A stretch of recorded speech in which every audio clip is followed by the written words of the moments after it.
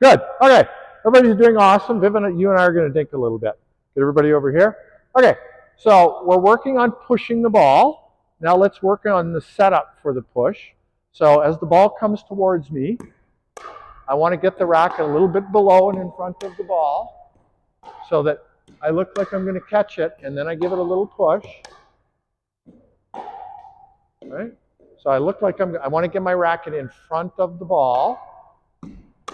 I might have to move my body to get my racket in front of the ball, but I want to get the racket low and in the line of the ball. So if the ball's coming on this line, does everybody understand what I mean by that? If the ball's coming on this line, I need to get my body and my racket in front of that line, and I need to get my racket head low so that I can push it back.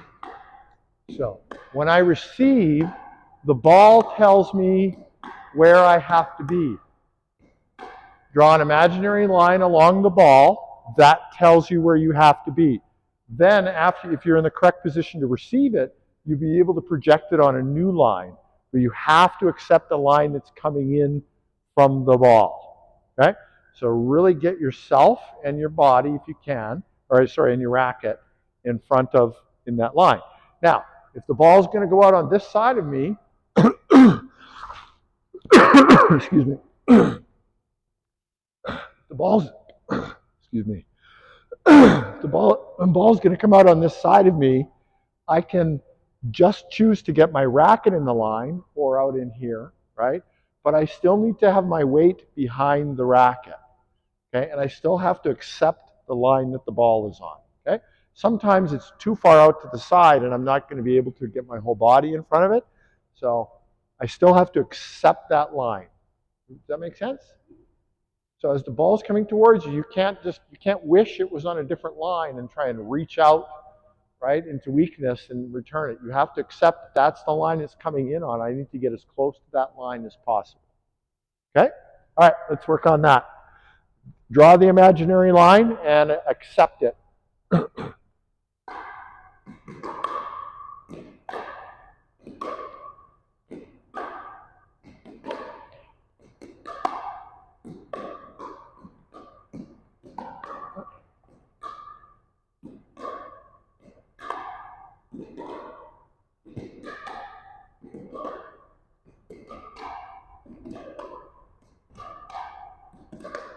Good. Good. Oh, that one got a little deep on you. That one got a little deep on you.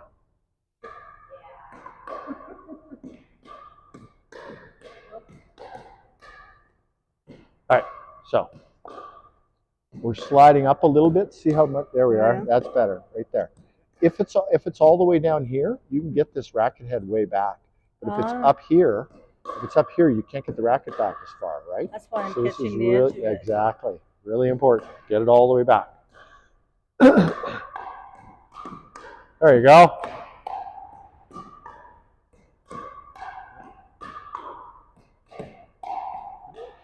All right. So we're not projecting, just let it go.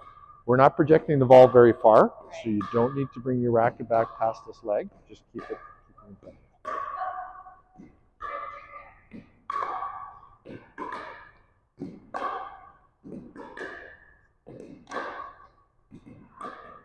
Very good. Val, I can't believe how much your dinking has improved. You're teaching this class next month. Look at you. Same with you, Margaret.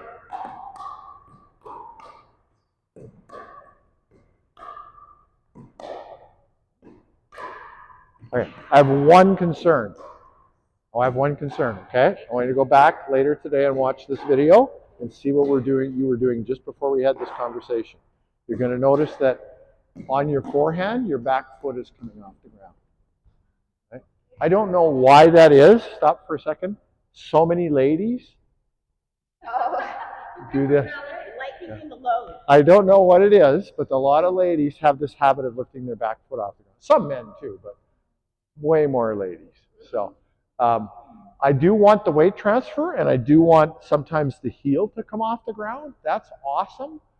The only time you should ever really have to stick your back leg out is when you're super reaching and you need to provide a counterbalance, right? You shouldn't need to make a counterbalance from this position, right? You should be able to handle this with your feet on the ground. If you're super reaching, yeah, sometimes you're going to put your leg out for a counterbalance, but you don't need to do that here. All right, so just be aware of that. We're going to go a few more minutes, and then we're going to play. We're going to do something else.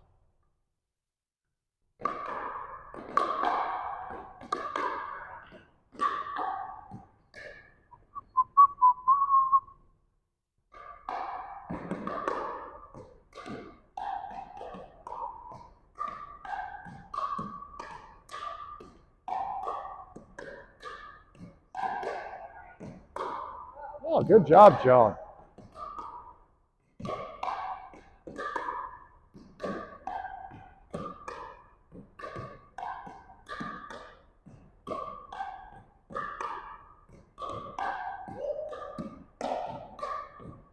All right, pause for a second. Okay, Viv and Joan, you both went from pushing to now you're doing a little bit of a flip. A little bit of a flip. We don't want the flip. Push, right? Push.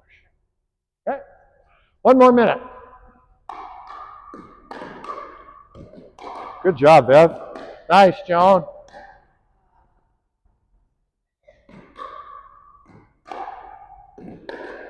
I like the way you're incorporating your legs, Val. That's awesome. Same with you, Margaret. Game of hips.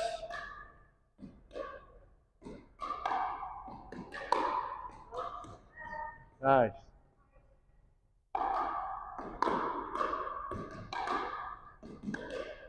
Good stuff. Okay, pause for a second. Okay, Joan and Margaret are going to be a team. I'm going to be you for a minute, okay? I'm just going to get you right here. You're going to be right here. I'm Joan for the moment. Val and Viv are a team. We're going to have a contest. You can start. We're going to go diagonally for as long as we can. So go ahead, diagonal to me. Good job. We're going to go diagonally as long as, oh, okay. We're all going to start at the same time. And the team that's still going is the winner. Okay, you're going to hop in here. Okay, Viv, you're with Val. And does everybody have a ball? Okay, so Margaret and Val are going to serve on 3. 1, 2, 3. Oh, look at that. Okay, we're going to call that a practice round. We're going to go another one. Oh, wait, we're going to start at the same time. Ready, Val? 1, 2, 3.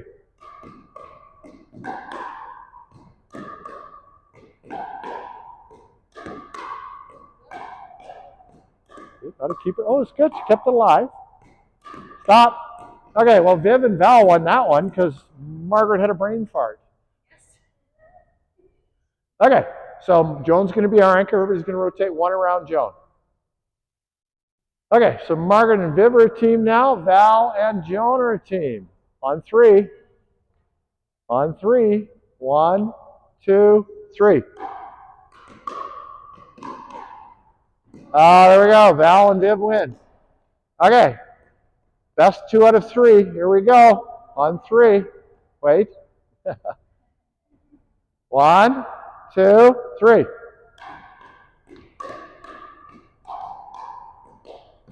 Oh, Val and Joan won that one. Did you win the first one too? No, it's 1-1. 1-1 now. 2-0. Okay, you guys won. Okay, Joan's our anchor. Everybody rotate around Joan once. Okay, Margaret and Val are a team. Viv and Joan are a team. 1, 2, 3.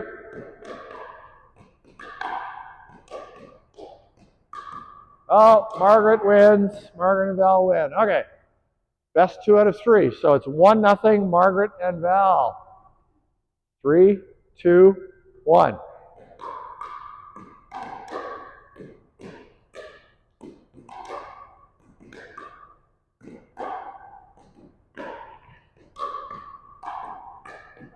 Ha! Tie game. 1-1.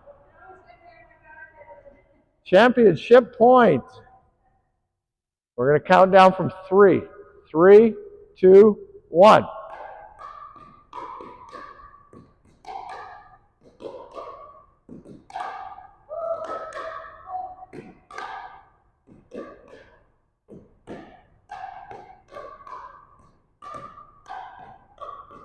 Oh, Vivian and Joan win. Awesome. Okay, we're going to do one more round, and then we're going to switch to some games. All right. Joan, you're still the anchor. Val, you're over here. Val and Viv. Joan and Margaret. We're going to do best of 5 this time. 3, 2, 1, go. All right. Vivian and Val take a 1-0 lead.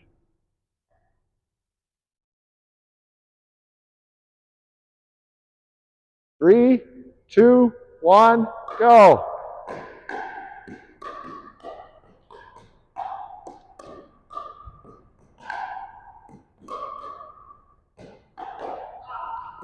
Oh, tied it up, 1-1.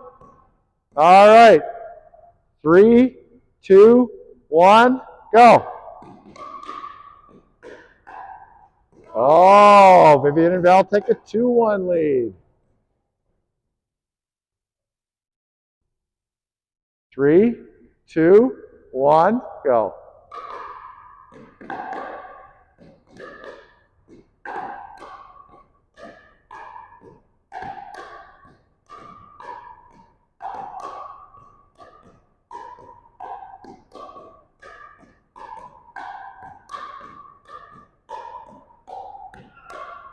Oh, 1-1. Championship point. This is for the Dinkers International Pro-Am. Exactly. 3, 2, 1, go.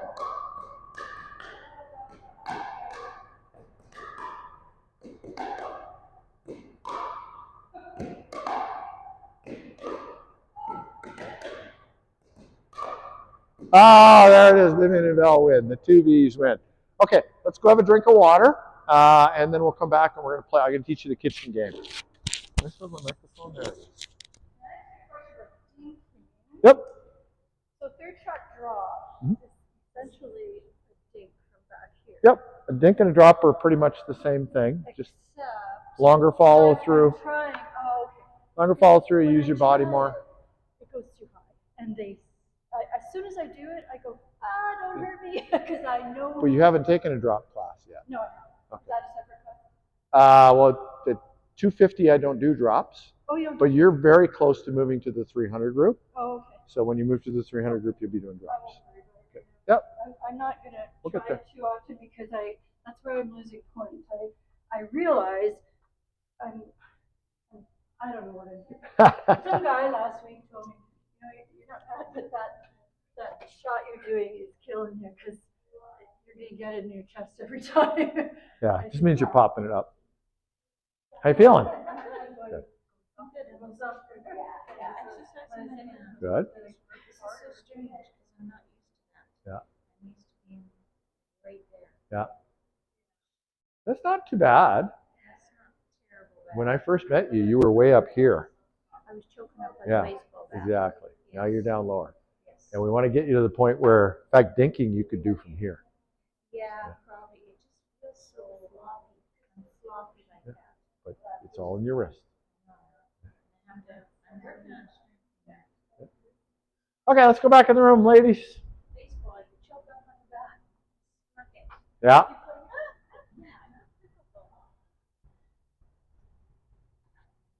All right. So, reps are the key to success with dinking. So, just go back to the courts that you were just on, whatever court you were just on. Go back to the spot you were just on. Who was here? Joan? Okay, Joan, I'm going to be you again. I'm just going to get you right here. So we're going to play a kitchen game. The kitchen game is played entirely from the blue line to the blue line. Right? Blue line is in for this game. Okay? So we serve into the kitchen, and then we keep dinking until somebody hits it out. We would lose the point. Okay? So that's how it's going to go. So we're going to play a couple of sample points, and then Joan's going to jump in and we'll start over. Okay. Where you going, Val? You're in.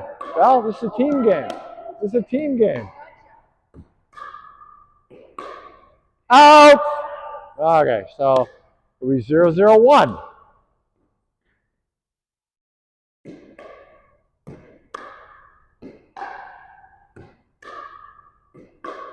Nice. Beautiful. Beautiful. Oh, look at her.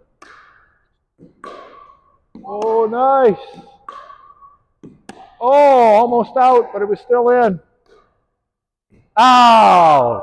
Okay, you guys would get a point. So you would change side. There we go. That's how it goes. So you guys can just pick up from there. Margaret's serving 1-0-1. Margaret serving. Okay. Oh, 2-0-1.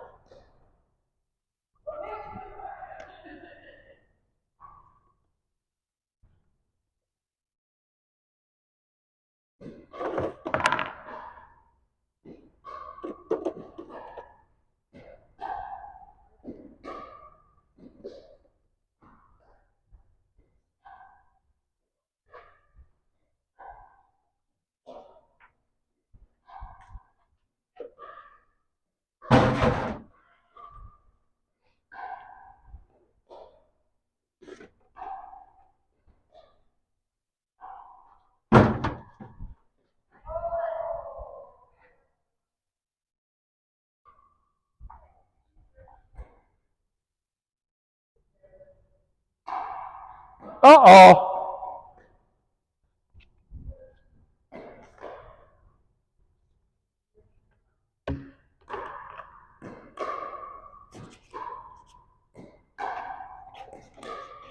Out. What's the score?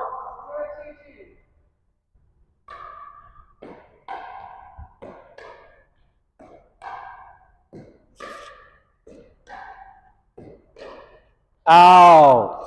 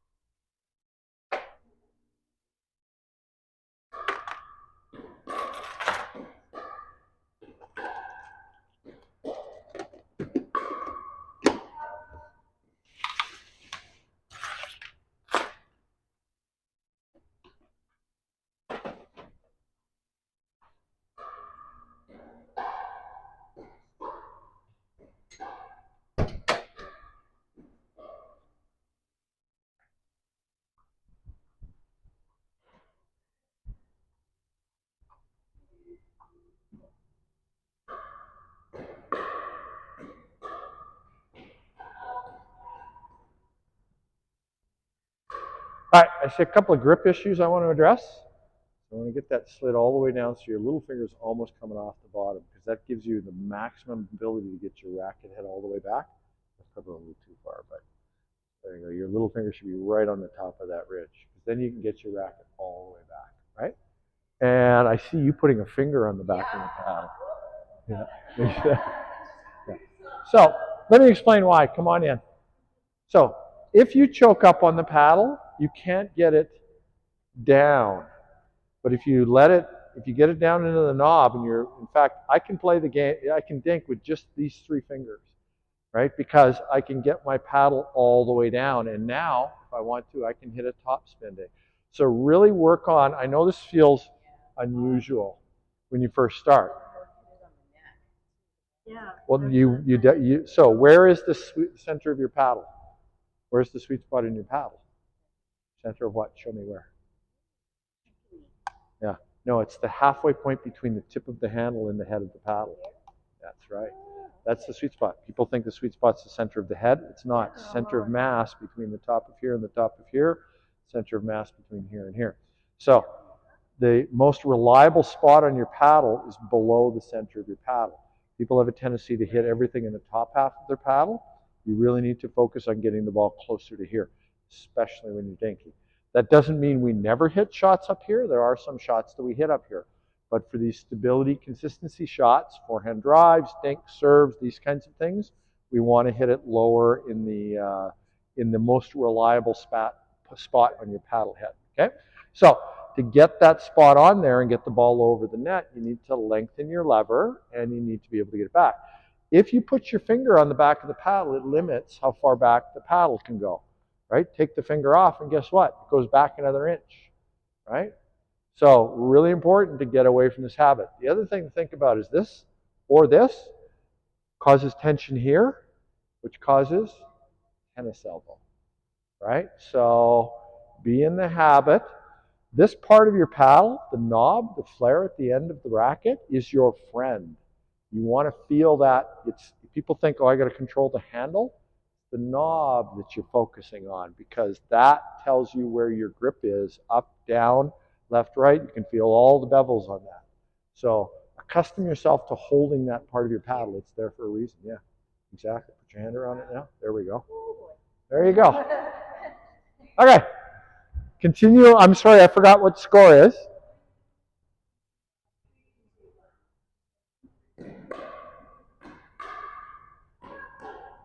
That's a much better grip. Did you see how low that paddle head got?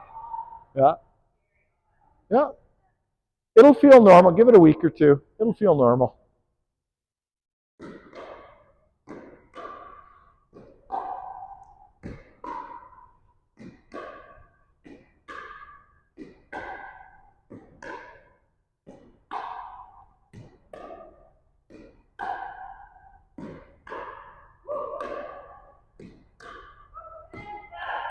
Just out.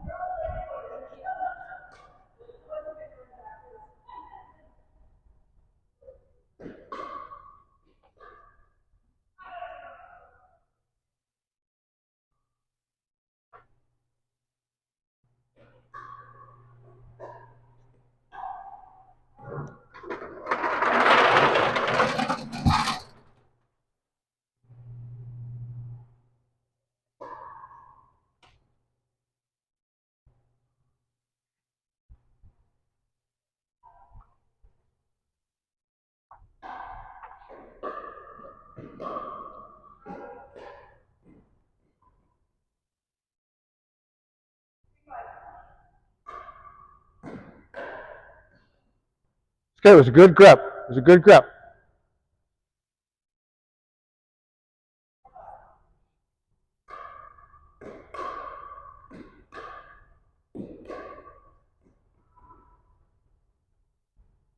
Yeah. So that time you try to push with your arm fully extended. Yes. Remember, engage the bicep. I didn't move my butt. That's right. You didn't move your butt. Exactly.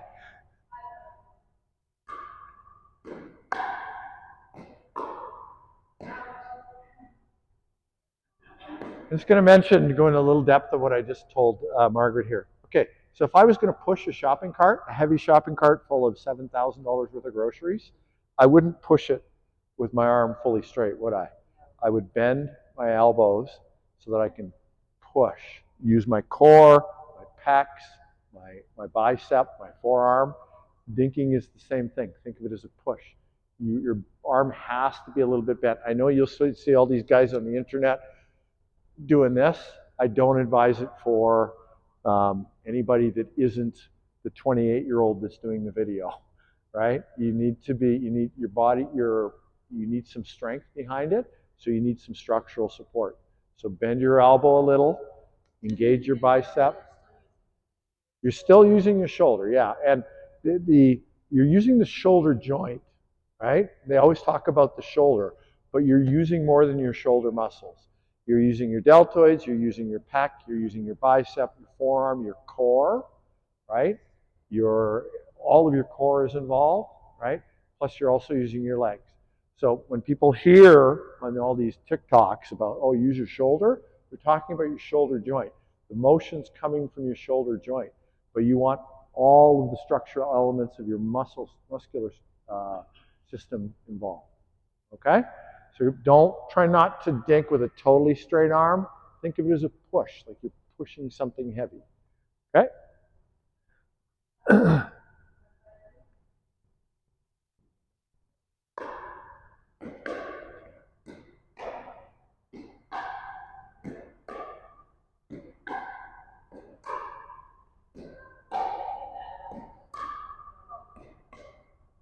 Good.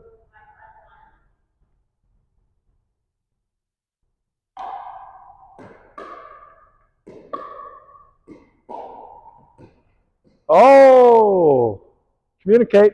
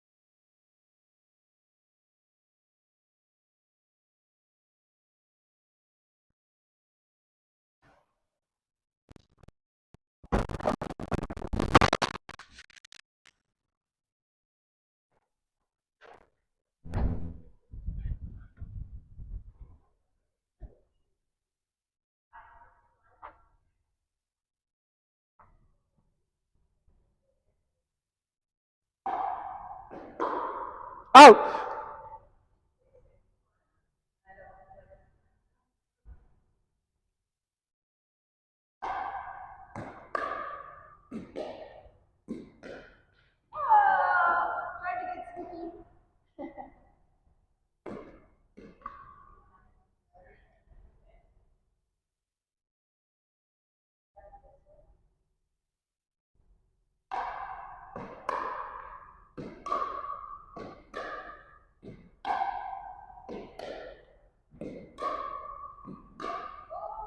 Out.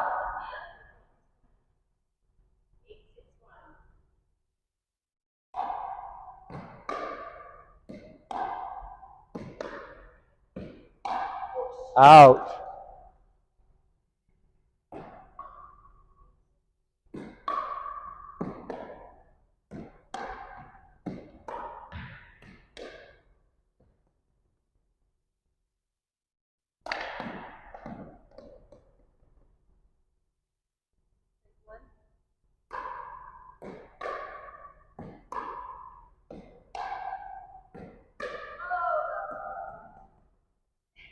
Check your grip, Joan.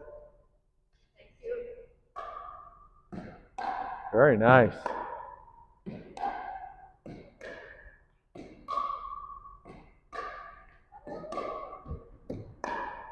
Out. So it didn't take a week. You're comfortable with that grip now. No, no, not always. Just when we're dinking. But be in the habit of holding it down at the knob for 90% of your shots.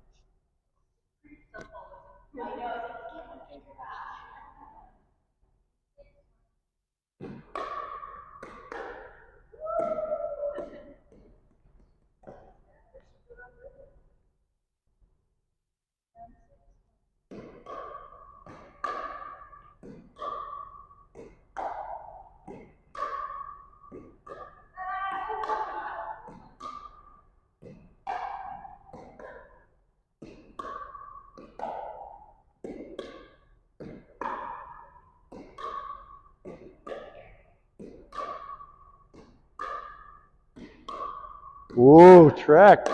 Fault. Fault, Margaret. You stepped in the kitchen with that volley.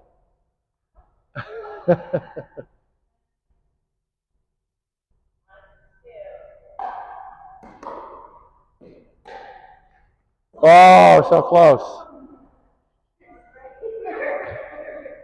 You got a second life. You were getting right into it there. You were so focused.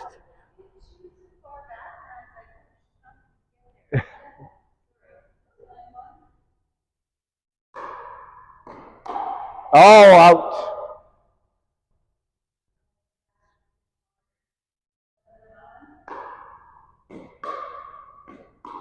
Nice job, Joan.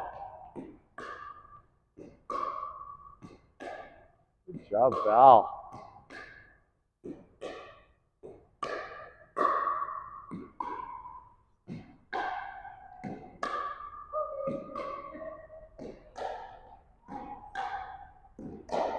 Oh, yeah. 7-9-2.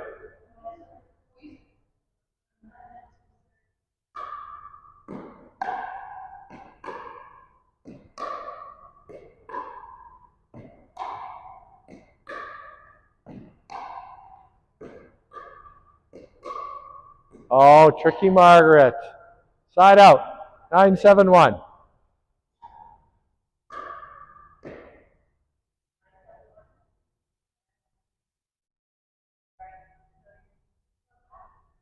You want to? She's telling you to move up a little bit.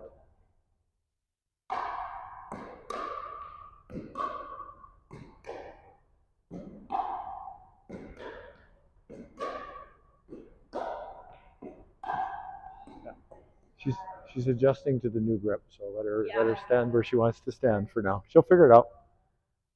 Can't figure it all out in one day. Yeah.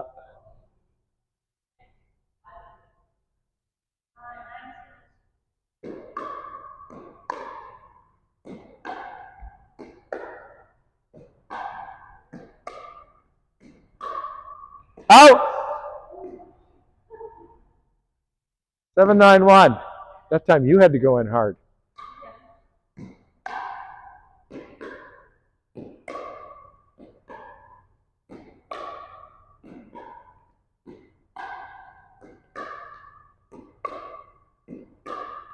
Out.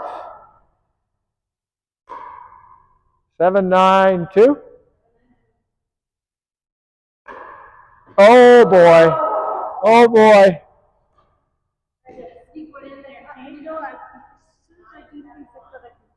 Yeah. Nope.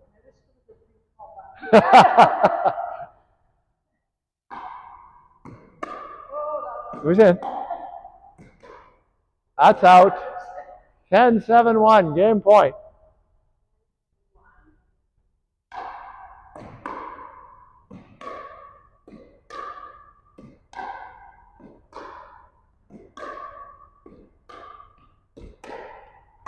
Oh, it was going to be out. Oh, Val just saved it. Okay, that's game. Awesome. Okay, come on in. We have about 7 minutes, so we're going to play a version of this that starts with 3 dinks. It's called 1, 2, 3, go. We're going to do 3 dinks. We're going to count the dinks out loud, and then we're going to play the whole court. Right? Everybody understand what we're doing? Yeah. Why are you laughing? What did you go? And we're like, it's like, what you slam? Yeah. So 3 dinks. We're going to count the bounces on the ground. After the third bounce, anytime after the third bounce, free game. Yeah, it's an open game. Yeah. So the whole court after the third bounce. Okay. Val's. So We'll rotate. First 3 shots have to be in the kitchen. Yep. Right. We're going to start at the blue line. Okay. So everybody rotate 1 around Joan.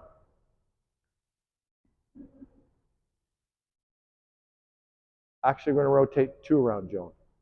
1 more. There we go. All right, Joan, you're going to serve. All right, so first, I'm going to count the bounces. Okay? And after I say 3, it's full court. Go ahead and serve. One. Out. Okay, that's a point for you.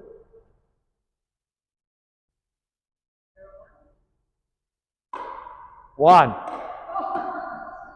Point for you.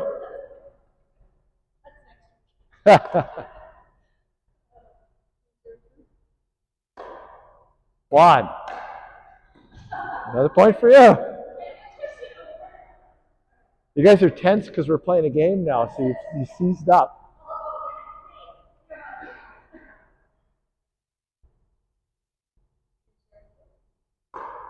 One, two, three, full court.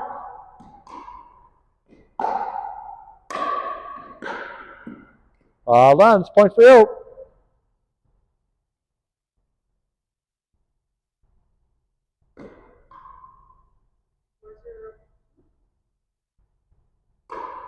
One. Out. Jones on fire.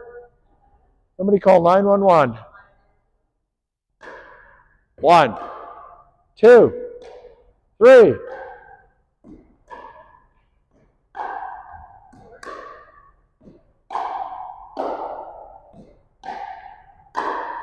Out.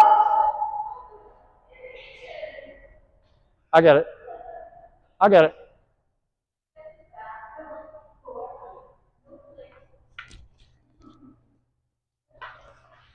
Oops.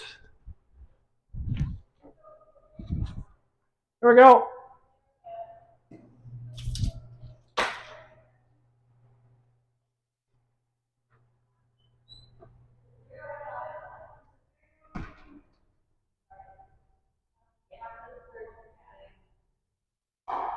One, two, three, full court.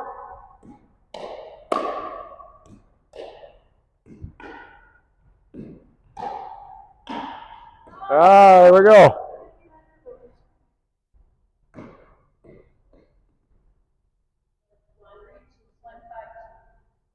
Yep, 151, right? Oh, she's two?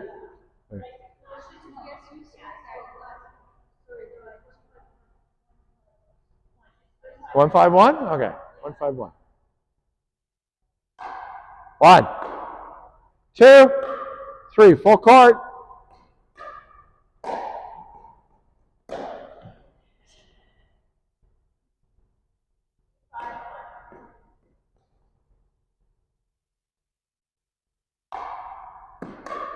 Two, three, full court.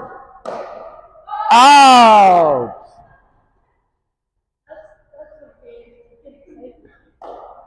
Two, 5-2.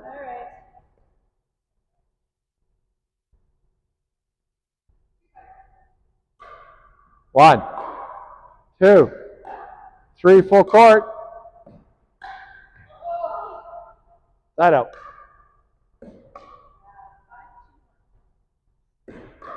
One. Out.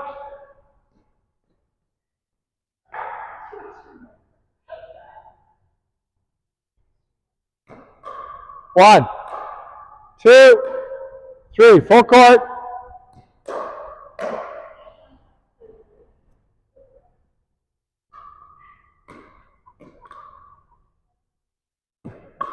One. Out. Oh no, never mind. Keep going. It was in. Reserve.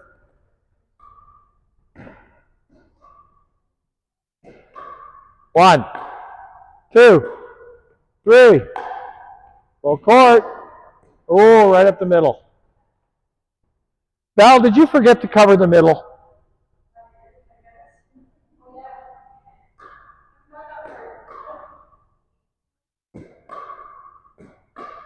Two, three.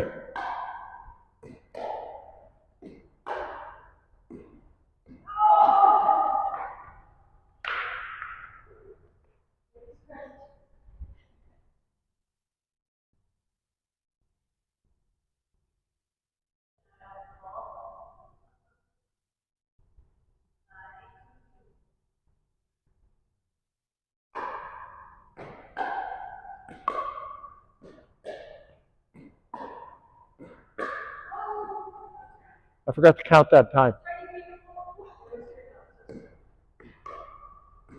What's the score? 1, 2, 3, full court. In. Nice semi-lob, Joan.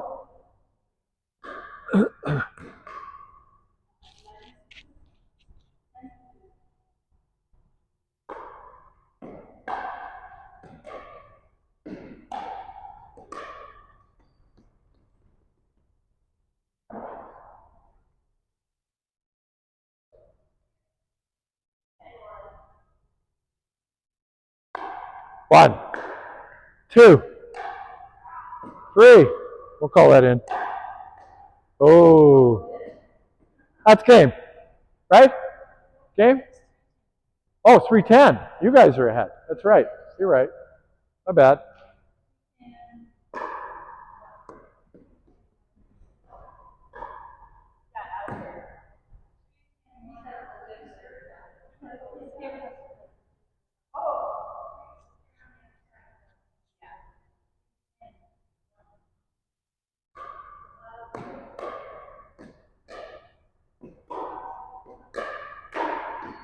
Or 10-1.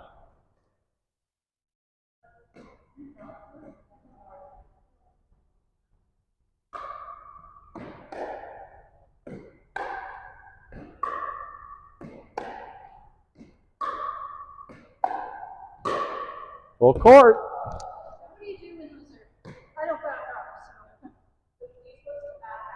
so. Yes, backward. If you want to play pickleball competitively, you have to be able to move backwards. So you will probably have heard at some point, if you took beginner lessons from Pickleball Connect or somebody like that, don't ever move backwards. Yep. Okay? They're telling you that for insurance reasons in your beginner course, because they don't want somebody to fall, get hurt, and sue them. If you want to play pickleball competitively, you need to be able to move backwards. And we train moving backwards in all of our training groups. Not in 250, but once you get into the 300 training group, you'll start to learn how to move backwards. 300, 350, 400, 450, backwards movement is part of your training. Should one stay up or one go back? You should move back together normally, but don't worry about any of that right now. Work on your technical. Okay, this is going to have to be our last point because we're running out of time.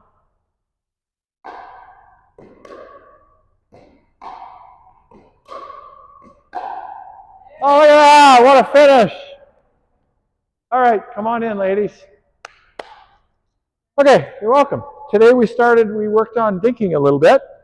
We learned to keep our finger off the back of the paddle. We learned to lengthen our grip. We learned to keep our racket head down. We learned to push rather than slap or punch or poke or any of that stuff.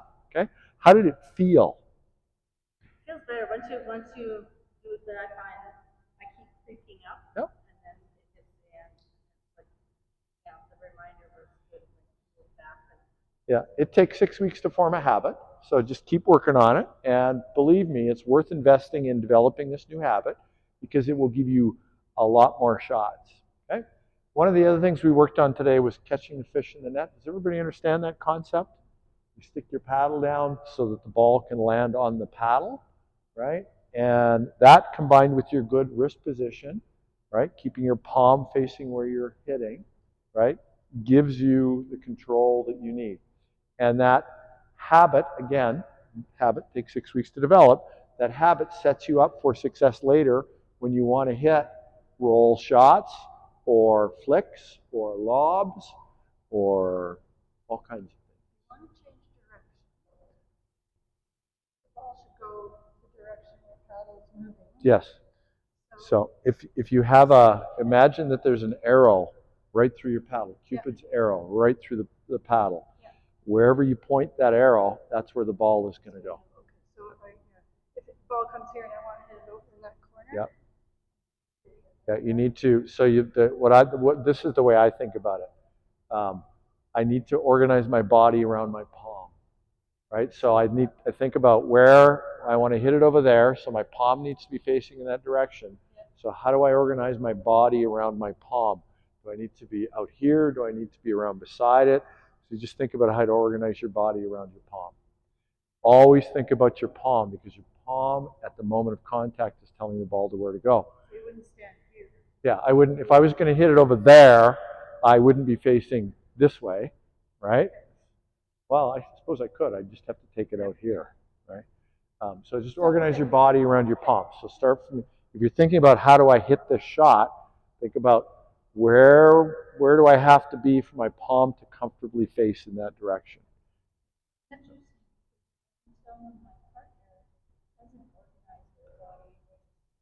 Yeah.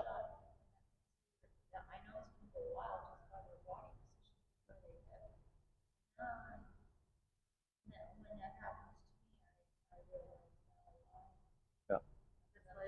You need a recall button because you know if it's going to hit, you realize I'm not hiding a squat, I didn't get under it. It's like you already hit it. Yeah. But that's why repetitions are our friend, right? Because you don't have a recall button, so you need to keep putting yourself into that situation over and over and over again, so that you can, take your memory to it and remember the next time it happens. Oh, I recognize this situation.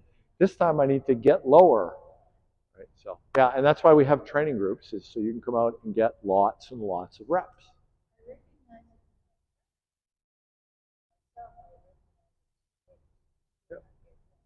me too. Darn, I should have done that. That will never change. Your whole life you're going to be, well, I presume anyway, you're going to continue learning, and you're going to continue encountering situations where you realize that, oh shit, I was in the wrong position. That happens to everybody.